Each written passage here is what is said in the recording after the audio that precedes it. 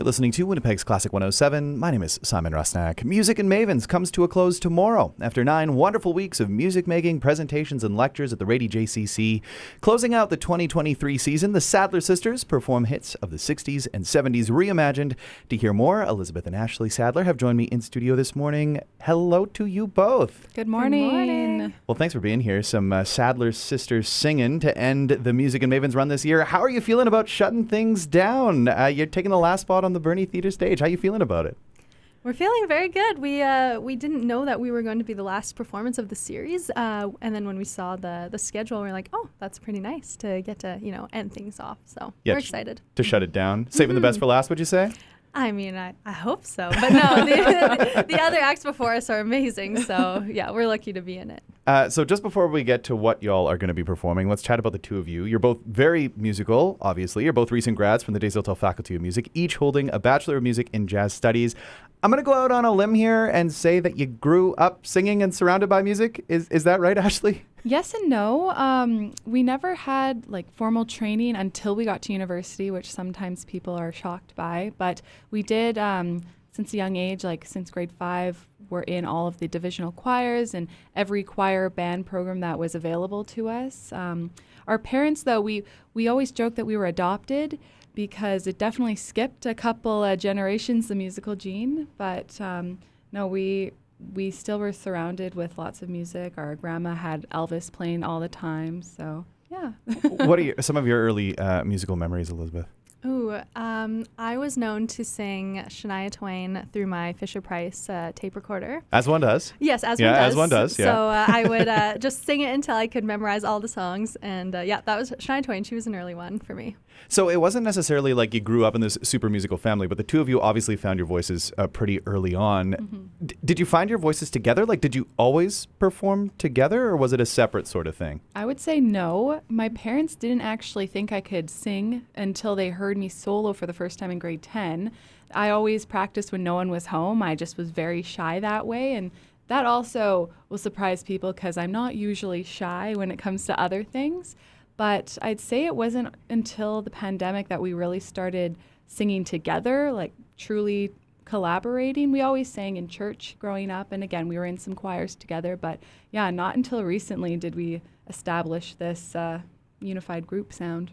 Well, and here you are, about to shut down the 2023 Music and Mavens run. I'm so glad that you found the kind of your voices together, because I was doing some listening before you came in, and I know that the two of you have done plenty of performing since graduating from the Faculty of Music. Just recently, in fact, you finally got to not only walk the grad stage in cap and gown, but also perform on it too, right, Elizabeth? Yes, that's true. We got to sing the national anthem at both ceremonies, so it's pretty unique to be able to say that you were able to be in a graduation ceremony with your sister. I mean, I graduated in 2020 from my second degree, and Ashley was from her first degree, her bachelor's of jazz, in 2021, and then to be able to come and celebrate that in 2022 together and sing together on stage, it was very nice. And it was super nice for our family too to see us together. Yeah, really special. Just to clarify for listeners and for myself too, Elizabeth, you are the older sister, right? I am, yes. So what's it like performing with your younger sister now? Oh, it's good. We are so similar yet so different. It's this crazy great combination, and what the other one has, the other one doesn't have and supports everyone. I didn't say that as eloquently as I could have. It all. Yeah, Ashley does have it all. No. She keeps me on track, and then I'll push her to try new things, so it's good. Can we talk more about that? Because, I mean, obviously there's a lot of similarities. You both happen to walk across the grad stage together and perform together, and you both have the same degrees. I know you have another as well that you did down in the States, Elizabeth. But can we talk about more of the differences? You're both individuals. I would imagine you each have your own individual tastes, musically speaking. How did you go about putting this program together for Music and Mavens then? Good question. That is a good question. Yes, we do have when our tastes differ, they are very different. And are you both very entrenched in those, this is what we should be doing and this is really what I want to present? Or is there a compromise that you can find that way? I think we always are able to find compromise. What's really nice is though we have our differences, when we come together, it's truly coming together. And even if it's not, us loving the same artist, it's the elements that we hear or the style. So that really helps us meld our sounds, and I don't Yeah, know. it was easy for this performance to think of the repertoire because we were asked to put on a concert with music specifically from the 60s and 70s, and we tried to find the hits from those eras and certain ones that spoke to us. So the music just came about pretty naturally when we were, doing some listening. I was going to ask about why 60s and 70s, but I think you just answered that. So how familiar were you with the music of the 60s and 70s? I mean, you didn't grow up in the era, nor did I. So was this like a new exploration for you? Were there some tunes where you're like, okay, I definitely want this in there because you kind of you were listening to it and you knew the tunes already? How did you go about kind of exploring this repertoire? There's definitely a few tunes that are some of our favorites that we have in the set, like Dancing in the Moonlight, is one of, I think you'll be hearing a little later. We sure will. But some of them, we always reach out to our family and friends whenever we're doing research. We can be on Google till the cows come home, but we love asking and reaching out and seeing what people remember from that era.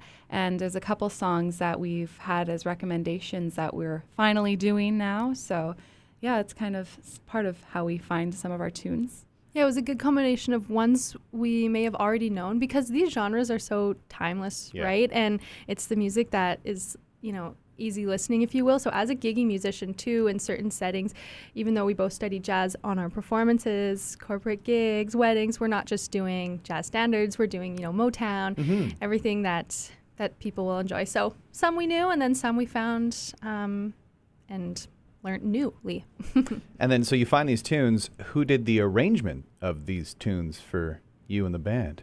I did most of the adaptations for our smaller ensemble. So, we're taking music that was largely played out by larger ensembles and paring it down to, is it 5 of us, I think? Yes. 5? Who all will be joining you on the stage then? Let me get that quick little word in.